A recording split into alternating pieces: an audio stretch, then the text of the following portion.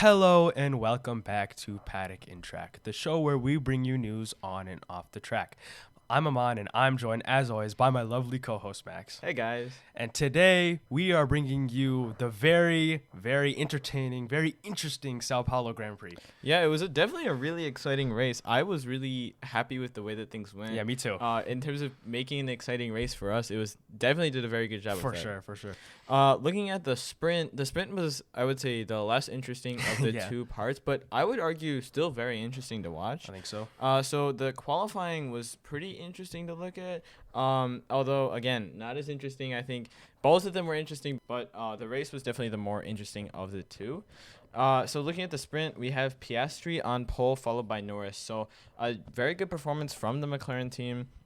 We know they've been having kind of a few struggles recently, especially like looking back to last race. It just wasn't the performance that they would have wanted exactly. I mean, you still had Lando Norris in second place at the end of the day, but they definitely would have hoped for more points. So this will help them in their battle. Less so for Norris here in his battle for the drivers' championship, but more for the constructors. Yeah, the constructors. This is they huge. lead Leclerc in third and Verstappen in fourth, which is really important for McLaren to distance themselves from the second and third in the constructors. Definitely.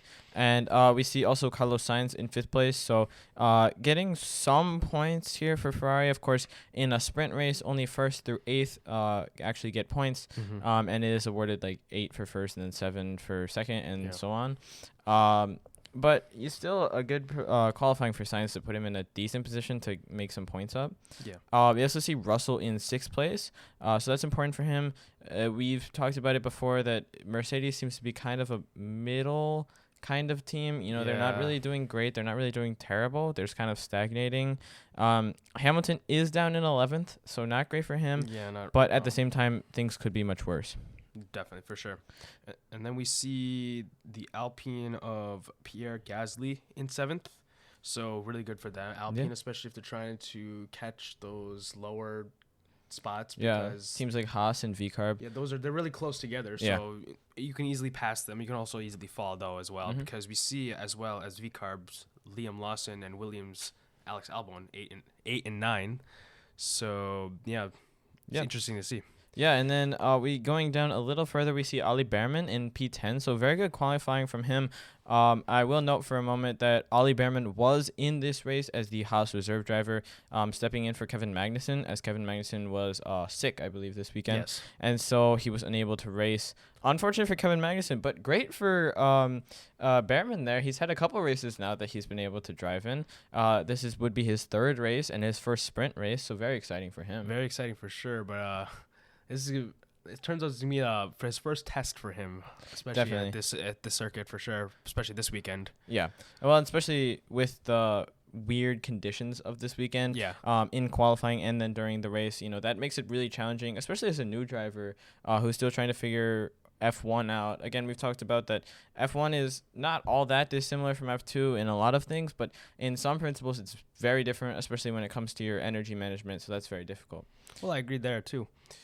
And then looking down a little further, we see Sergio Perez in 13th. So kind of typical to what we've been seeing recently.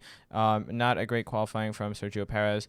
But we do see Hülkenberg in 12th. So he's not too far behind his teammate, Ollie Behrman, in 10th. So that's still a good qualifying for Haas. Yeah. We've been really seeing them kind of turning around their performances recently. And they've been doing a pretty good job bringing in a solid amount of points. Yeah. And neither of them are in points positions straight from the qualifying, but they're still close enough to challenge, I think. Yeah, so then we got Franco Colapinto in 14th place, so not really a great showing from him, but, I mean, there's not much to expect, though. Yeah, especially in that Williams car that we know is not very fast, and from Franco Colapinto, who, though he's been doing well, you have to consider he has had very few races in Formula One. Yeah. And so he's not, we don't always expect him to do the best, especially, it's his first time at a couple of these different tracks, so it's reasonable to see him a little further down, but albeit not that far down. However, that is helped somewhat by the amount of people starting from the pit lane. Yeah. We see Fernando Alonso, Lance Stroll, and Zhou Guanyu all starting from the pit lane. Not great. You never really want to be starting from the pit lane, of course. No. But maybe that's you got where competition from the pit lane now. Yeah, so seems like it. But we're also unfortunate. Yuki Tsunoda, P17. We've seen him try to separate himself maybe from Liam Lawson to try to get to that Red Bull seat, but it seems here that he really hasn't done much for that. Yeah, seeing his qualifying position here is P17. Yeah, that's not really what he's going to be looking for sure. I think Tsunoda, we know that he can outperform Lawson most weekends, but he needs to outperform him every weekend if he really wants a shot at that Red Bull seat. Yeah. And until he can consistently beat Lawson, whether it's in the race, in the qualifying, in the sprint, it doesn't matter. I think until he can consistently do that, he won't be in that Red Bull. Yeah, and it's especially bad here because he effectively qualified last because of the pit lane starts. Yeah. So, like, he needs to really pick it up then, especially in the race, too. So getting into the race, the first thing I want to note is that McLaren brought a new wing for this race. It was supposed to be helpful for them in the straight line speed. Clearly, it seems to have done something as they got it very good in qualifying. Yeah. You know, you've got a front row lockout from McLaren, so that's really great for them. For sure. Clearly, that new wing is working at least somewhat to give them a bit of an advantage, at least in the dry. Yes. Right? We know Sao Paulo can get rainy. We saw that in the race.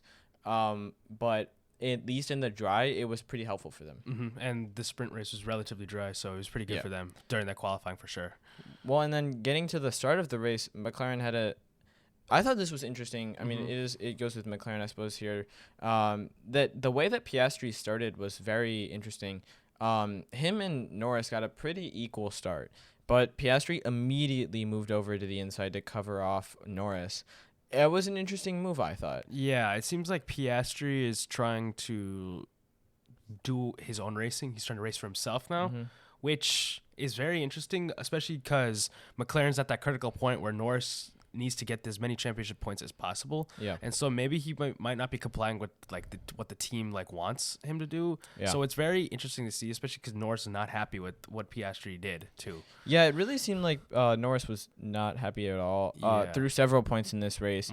We'll talk about that a little more, but really he seemed unhappy with what Piastri was doing. Yeah. And that early move just felt like a little bit of like a, just a nudge to be like, hey, I'm still here. I'm still fighting. Yeah.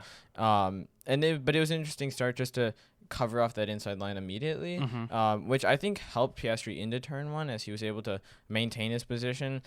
We know Lando's not always the best at starting, but this race at least he seemed pretty good. And so that was definitely a good move by Piastri to come in there.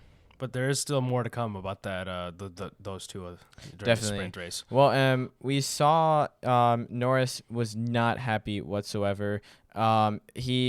It was kind of a weird ebbing and flowing of Piastri, giving Norris DRS and then taking the DRS away. Yeah. And that was really interesting to see because they told Piastri to give Norris DRS as he was struggling with a threat from Leclerc behind. Yeah. But this was very interesting just to see the team game that McLaren is playing. We could tell eventually Piastri was told to let Norris by. Yeah. It really shows what they're going for. I think at this point we've seen that their priority is support Lando as long as it doesn't hurt the team. Hurt the team. Right. So in this case, it doesn't hurt the team. They still finish 1-2. Yeah. Lando wins, so it helps him in the drivers, but it still helps them the same amount in the constructors. I think it seems like that's McLaren's goal right now. Yeah. Help Lando as much as possible while not sacrificing the amount of points that they get for the team. Yeah. If they can do that, I think that's what their goal is right now.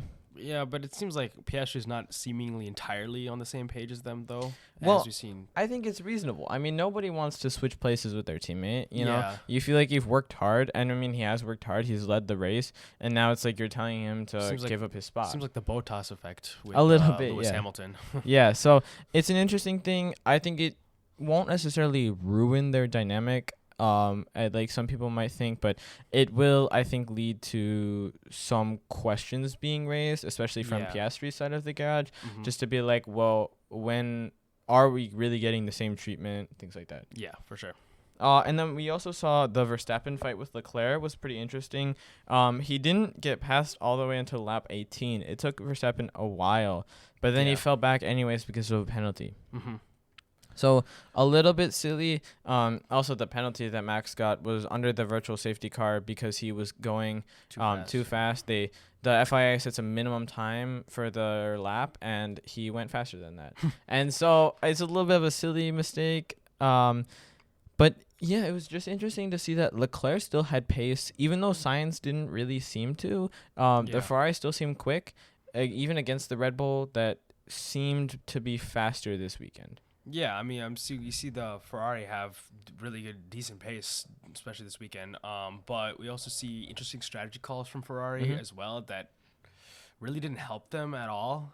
But it's really hard to tell, though. Yeah, it definitely is hard to tell, especially from this race. And the race, the actual race, not just the sprint. The race really was a interesting way to look at it. The entire weekend. Especially when you factor in the rain, it shows like what everybody can do given like weirder conditions. But that was interesting just to see that maybe the Red Bull still is not quick. They seem quick in the rain. Well, Max seemed quick in the rain. Max was quick. So they seem quick then, but is the Ferrari still quicker in the dry? I think so. Yeah. And the McLaren is definitely still quicker in the dry. So I think we're seeing that the Red Bull, at this point, the Red Bull still looks faster, at least when Max Verstappen is driving it. Yeah. Still looks faster than Mercedes. Yeah. But and we've seen sometimes the Mercedes seems faster, but I think right now we're seeing the Red Bull seems a little bit slower than or a little bit faster than the Mercedes, but just a little bit behind the Ferraris and the McLarens. I think just this weekend in general, I mean, we've known that the McLaren and Ferrari have been ahead of Red Bull, but I feel like this weekend especially is based off driver skill. Like almost entirely, because we've seen, well, we could get into more of it later, but that's my opinion. I think that the driver skill, especially 3-time world champion Max Verstappen, I think it's your experience and how much skill you have really factors how you placed during this race. Yeah, definitely. Especially with the rain, like we'll talk about. And then the other thing that was interesting is the reason for the virtual safety car was Hülkenberg seemingly had some sort of like exhaust issue, which is interesting. I feel like in this modern era, we don't see a lot of reliability problems anymore. Yeah. I remember watching, a couple of years ago, and they would have like a lot of reliability problems, whether it was engines or like electrical systems, hydraulic systems. I feel like a lot of that has gone away somewhat. Of course, not entirely. Yeah, you're always going to have problems. But I feel like especially on the engine side, the reliability has been a lot better. Yeah. And that's really... So this was interesting to see. Just maybe he was having somewhat of a reliability issue. And then that's concerning for all the people on the Ferrari engine, which really at this point is... pretty much just Haas and Ferrari and the Saubers. But still, that's interesting for them to see, like, okay, you take the data and you're like, okay, well, there's clearly some problems going on, maybe, and that's a little bit concerning for the Ferrari teams. Definitely. So then I think we can hop into the race. Yeah. So getting into the actual race here, we see Norris on pole. So again, that the McLaren is quick, it seems. But we also didn't get a true taste of Verstappen's pace during this time. Yeah. So we see Norris on pole, Russell second. So the Mercedes seemed quicker, at least in the wet. It was a wet qualifying. Yeah. And Russell was faster than we saw him in the sprint qualifying. Yeah. But then things get a little weird. So we get Yuki Tsunoda V-Carb in third place. Very, very interesting. Esteban Ocon in fourth and Liam Lawson in fifth. Yeah. Wow. This was a very interesting qualifying. Yeah. Leclerc behind in sixth, so somewhat normal. And then Alex Albon qualified seventh. But it didn't even matter. Yeah. Alex Albon crashed in the qualifying again. So Williams is really, really having a tough time.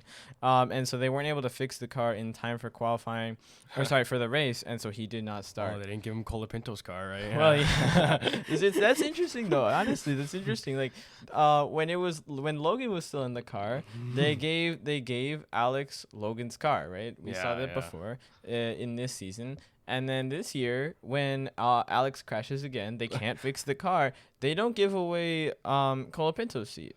I think they value Colapinto more than Sargent. Clearly, yeah, it's very true. It's very evident. But still, I think that's interesting that they there's a clear. I mean, obviously we knew that there was a bias. They were kind of not really happy with Sargent anymore, which is reasonable, right? As much as we might love Sargent, he wasn't really performing, if we're being honest. Yeah. And so it makes sense, right? But at the same time, they're clearly showing that they really like Colapinto, but they won't, but he doesn't have a contract. I mean, at the end of the day, right, they had already signed Carlos Sainz. Yeah. But I don't think he's even has like a contract for like reserve driving.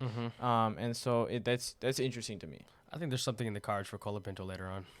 I think that if Albon keeps like disappointing for Williams, because he's been disappointing lately, and I think that they might drop him next year and replace him with Colapinto.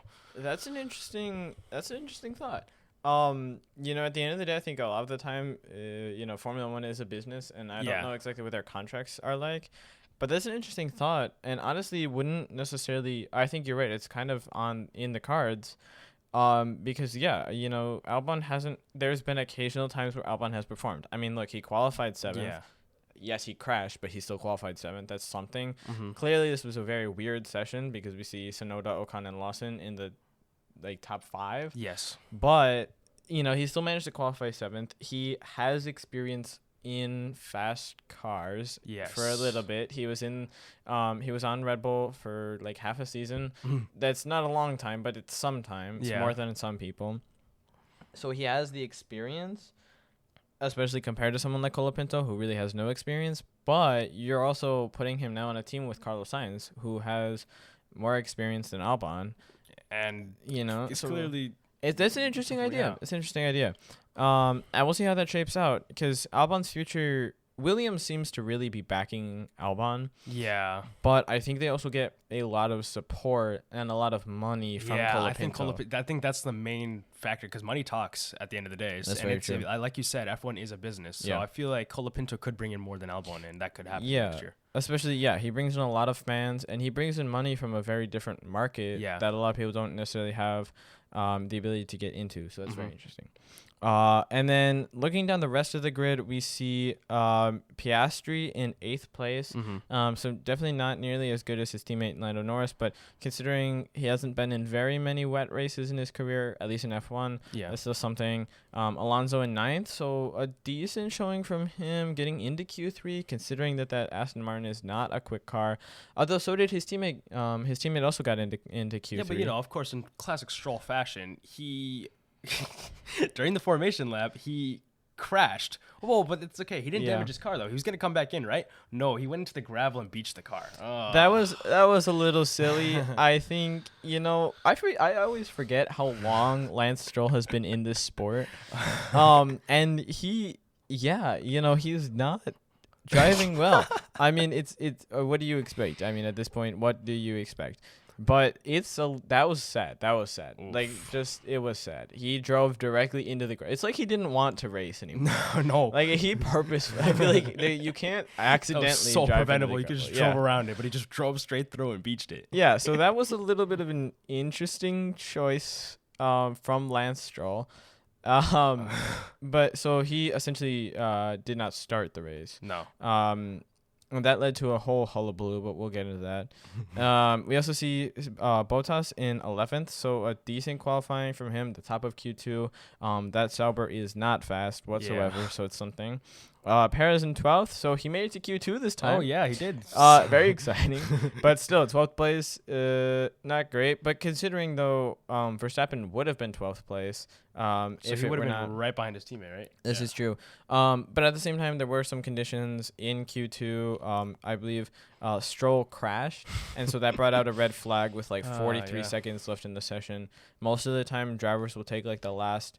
they'll take the last couple of moments and they'll go at as late as they possibly can and do one fast lap. Yeah. And so when you have a red flag with 43 seconds left in Q2, that's not great for those people that are trying to set their fast lap, such as Max Verstappen, who was he was dropped to 17th place because he had a 5th-place grid penalty. So he missed out on Q3. Yes, so unfortunately for him. We also see Pierre Gasly in 13th. I think that's important to mention, especially once we get into the race. Yeah. And then Lewis Hamilton in 14th. and Ollie Behrman in 15th. So not nearly as good of a qualifying for Ollie Behrman. He made it out of Q3, so that's something. But at the same time, he's well, actually, no, he didn't make it out of Q3 or Q1. Sorry, he's only elevated up to 15th because of Max Verstappen, as well as Carlos Sainz having to start from the pit lane. So at the end of the day, not a great qualifying for Behrman. Survived qualifying at least. This is true, right? Yeah. So again, it was a wet qualifying. He's very, very new to the sport. It's reasonable, I think. Yeah, and then we see Franco Colapinto in 16th place. Yeah. Yeah. Same thing as before. We kind of expect this. And then we got, obviously, Verstappen 17th with the grid penalty. We got Hulkenberg in 18th, so not great for the Haas. Expected Joe, P19, we know that. And then P20, we got Carlos Sainz starting from the pit lane. Yeah, so again, like we said, unfortunate, but, at the end of the day, you can't change your components out of Parc Fermé, so, So the first thing first is that we see, again, so Stroll beaching it on the formation lap. Now, this leads to a problem because they have to abort the start. So once they get to their grid boxes, they can, the FIA, if they feel that they need to, they can abort the start. Or I suppose it's probably race control who does it. Yeah. Because they need to get the car off of the track. It wasn't on the track, it was in the gravel trap, but at the same time that's not safe if someone else goes into the gravel trap, right? So they need to get him off of the circuit area. So they abort the start so that they can get crews in there to take the car out. But the problem is that there's supposed to be like a green light that shows up to tell them to go on another formation lap. But the light never showed up. Yeah, and then we see Lando Norris. I think it was like the top. Yeah, the top couple of drivers just left. Lando Norris, of course, being on pole, he led them away. Before the green light came up, he just started driving. And they were like, especially Max Verstappen was on the radio like, well, the light never came on, so what are we supposed to do? And they ended up investigating them for a starting procedure error or a penalty, I suppose. Yeah. They didn't end up doing anything with it, I suppose, because so many drivers just went that they were like, well, it's like not worth it. What are we going to do? Point. Yeah. So then after that whole thing, we see finally the race starts. Verstappen had an amazing start. He looked so confident. He was up to 11th by turn 3. So essentially he started in 15th after after Albon and Stroll didn't start. So he's essentially up to 15th. He had an amazing start. Literally, by turn 3, so that's the big curve onto the back straight. He was in 11th place. He was catching up to Lewis Hamilton. By lap 2, he was already in 10th place. It was impressive. He looked so confident. He was flying out there. See, I was mentioning this earlier. This is where your experience comes in, and this is how it really shaped this weekend. Yeah. Well, and we know that Max Verstappen is usually pretty good in the wet, but we didn't expect this good. He was amazing. He was really good. It was incredible to watch. The biggest thing is just his confidence. You watched him go around so many drivers, especially like through that turn 3 where it's a very long left-hander, and he was just so confident on the gas pedal. Yeah, he was. A lot of drivers came into the pits to change their tires when it got really rainy. But Max Verstappen stayed out and kept racing, and that also helped him get a lot of positions because his confidence, like you said, his confidence was so high that he kept going, and it really helped him out a lot. Yeah. Well, and we also saw Russell take the lead at the start, so an impressive start from him as well. And Perez spinning on the first lap and down to last place. I get it. It's difficult because it's rainy, but at the same time, we always talk about this. He's Sergio Perez. Like, he's been in the sport for a long time. He should know a little bit better. Yeah. And then we also see Behrman hitting Colapinto just in the back. It wasn't too terrible, but he got a 10-second penalty. Seemed a little harsh for the incident that transpired. It really wasn't that big of a deal, but he still got the 10-second penalty. That really hurt his race, but Behrman himself kind of hurt his race. He had a lot of spins. He spun out a lot. He saved the car every time, but he still spun a lot. Well, yeah, he never hit the wall, but like... It was a little bit sad to watch. And again, you have to consider, right? It's his third race, sort of like third and a half race because he did race in the sprint race, of course.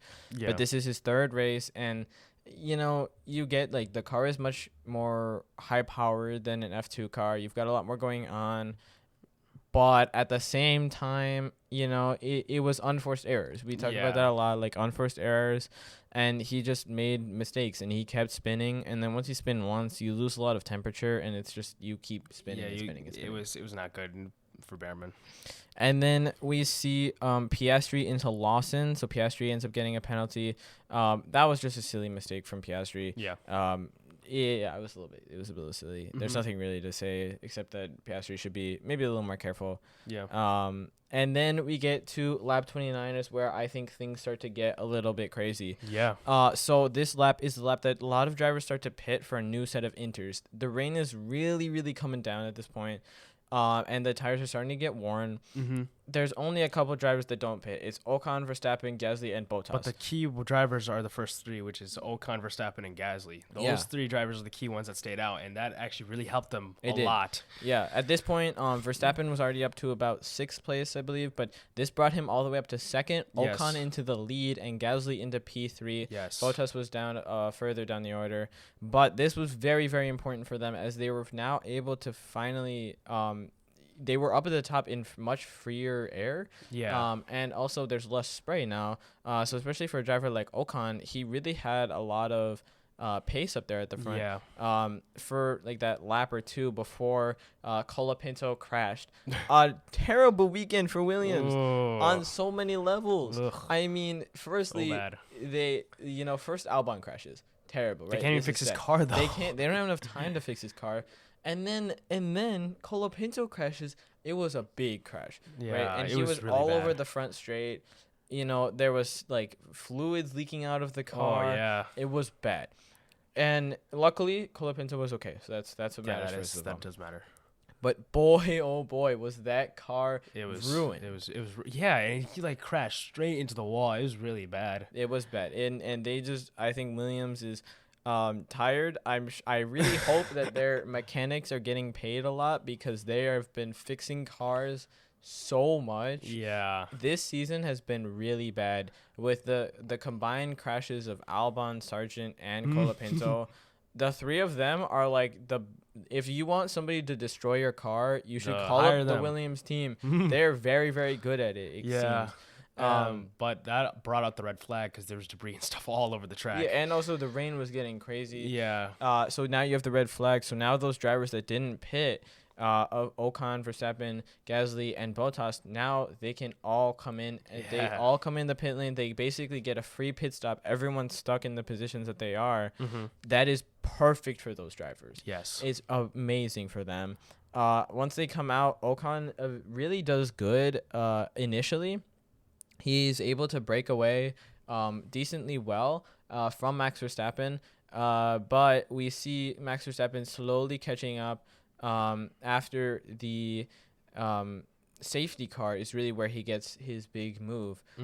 There is a safety car that comes out because of Carlos Sainz going off, and that safety car was crucial for Verstappen to get the lead. Yes, Verstappen was still quick, but he wasn't quick enough at this point. And part of that is just because Ocon is running in essentially air. No spray. Yeah. That's the biggest thing, I think, is the spray, because you just can't see. And so to be out of that spray is so helpful because you can see your markers for when you want to brake and other things on the track. Yeah. Is very helpful. And so once the safety car came out and they were all bunched up, Verstappen really stepped on it. He had the better start. He had a good start. He got past Ocon quickly, and then he was gone. Yeah. He was just away. You consider you have a Red Bull versus an Alpine. So it kind of makes sense. But he was off to the races, and it was a really good job by him. Yeah, and he never looked back. It was really good for him. And then we also saw Norris having a couple moments, going straight off at turn 1, dropping down to 7th behind his teammate. Eventually, Piastri is told to swap positions with his teammate. I don't know why, frankly. It didn't help at the end of the day. Matter. Again, like we talked about earlier, it seems like they're prioritizing Lando getting points as long as it doesn't hurt the team's points. Yeah. And it didn't, but Lando wasn't able to make an impact on the race. And it was kind of unnecessary. I feel Especially since Max Verstappen won the race. It's really bad for Lando because it makes it really hard because he just expanded his lead. And with the few races left, the chances are getting way more slim to none. And we also saw, sadly for Fernando Alonso, sliding off the track and going all the way down to last. In his 401st Grand Prix, things went from bad to worse. Honestly, it wasn't great, and then it just was worse. Yeah. So overall, not the best for Alonso. No. A little sad. He made up a lot of time on Zhou Guanyu, actually. He was able to pass him eventually, so that's something for him. It's like Zhou Guanyu in a steak sour, yeah, this is true. But, at the end of the day, it's still something. Yeah. But the big story here, well, actually, I feel like there's two big stories here. First of all, the Verstappen, just immense, masterclass. It was perfect. Masterclass. It was really, really great. This was a legacy-defining race for him. Yeah, I think these are the races that Verstappen reminds you why he is a 3-time world champion, probably going to be a 4-time world champion. Yeah, and you just watch him and he just keeps going. Yeah. We watch. There's other races that have been like this from other drivers. Lewis Hamilton has had races like this. Even Sergio Perez has had races like this.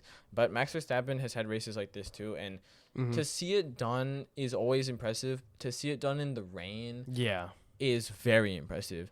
And it was just smart decision making at the end of the day that helped him. Not pitting when everyone else was. Everything just went in his favor. Not second guessing himself. Like, he was confident all the way through the race, and that just helped him to get through it. And then the second story, we got the $50 million race, as it's been termed, for Alpine. Ocon P2, Gasly P3. Yeah, so they've gained a place now in the Constructors' Championship. This is a ton of points for them. It's amazing. Yeah. 23 points for the team, 15 for Gasly, and 18 for Ocon. Second and third, 33. Double podium for Alpine. An impressive weekend. Honestly, again, just smart decision making, right? And Gasly, yes, he did. He ran a good race. He was hanging on there as Russell was closing the gap to him right at the end. But at the end of the day, smart decision making from them by not pitting, and it really paid off in a big way. And we see that they jump a lot of places in the constructors, and we know that when they jump up places, where you finish depends on how much money. Yeah, that's how much money you earn. So that they did a really good job. That's 33-point gain. It's really good for them. And then we see further down the grid, we see Russell in fourth. He was getting close to Gasly, but he needed at least a lap or two more. Yeah. Leclerc in fifth and Norris right behind him in sixth. For Leclerc, this was a mediocre race. He's had worse races in the rain. If we want to look back to Canada, I'm sure he wouldn't want to look back to Canada, but he's had worse races in the rain. At the end of the day, Ferrari was not all that quick this race. They definitely didn't have the pace that they had last weekend. And then we see Norris in sixth. It's just, if he really wants a shot at the Drivers' Championship, he needs to have drives like this one, like this Max Verstappen drive. He doesn't have that. I think he just doesn't have that. He doesn't have the keys. He's not. He maybe next year, maybe the year after. Who knows when? I think he has the guts. He has the talent to be a world champion, but not right now. Definitely a different mentality. Yeah. And Yuki Tsunoda elevated to P7. Great for VCARB, actually. Yeah. That's because of Piastri's 10-second penalty for causing his collision. But that's amazing for Yuki Tsunoda, up to 7th place. It's a decent points haul for him. And again, it just shows him outperforming his teammate. Really, he was 8th on the track, but Lawson was 9th. So that's still something. He's still beating him. And we see Hamilton in 10th. So again, that's not a great result for Hamilton. And some of that comes down to the decisions they made, but we see Russell in 4th. So clearly there's a disparity. Yeah. We keep talking about Hamilton's performance. We'll keep talking about it, I'm sure.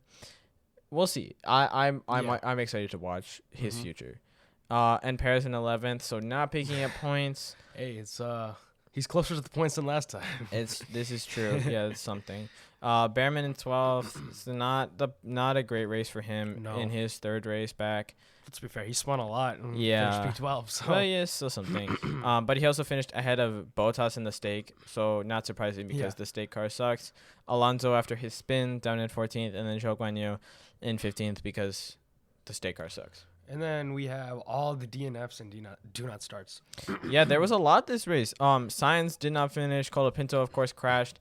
And then Albon and Stroll did not start. And Hülkenberg technically disqualified, sadly for him, because he received physical assistance. Some marshals pushed him after he sort of beached the car. So unfortunate for him. Not a way you want to end a race. No, but that was a really interesting race, though. It was really fun to watch. Yeah, it was very exciting to watch. One of the most entertaining races of the year. Yeah, I think so. These are the races that make you love watching Formula One. Yeah. And we hope for more as we go into the future. And that wraps it up for this episode of us on Paddock and Track. And we will see you guys for the next one. Goodbye.